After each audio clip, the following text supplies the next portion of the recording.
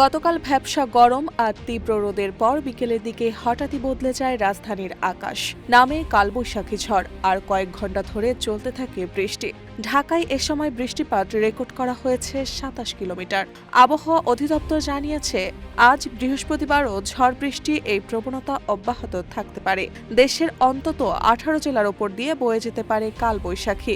দুপুরের মধ্যে রংপুর, দিনাজপুর, রাজশাহী, পাবনা, বগুড়া, টাঙ্গাইল, ময়মনসিংহ, যশোর, কুষ্টিয়া, ফরিদপুর, ঢাকা, কুমিল্লা, বরিশাল, পটুয়াখালী, নোয়াখালী, চট্টগ্রাম, কক্সবাজার ও সিলেট অঞ্চলে পশ্চিম বা উত্তর পশ্চিম দিক থেকে দমকা কিংবা ঝোড়ো হাওয়া বয়ে যেতে পারে।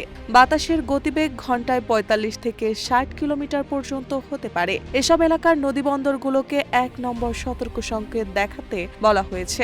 ঢাকা ও আশেপাশের এলাকায় আকাশ বেলা ১টা পর্যন্ত আংশিক মেঘলা থাকতে পারে। কোথাও কোথাও বৃষ্টি বা বজ্রবৃষ্টির সম্ভাবনাও রয়েছে, ফলে দিনের তাপমাত্রা সামান্য কমতে পারে।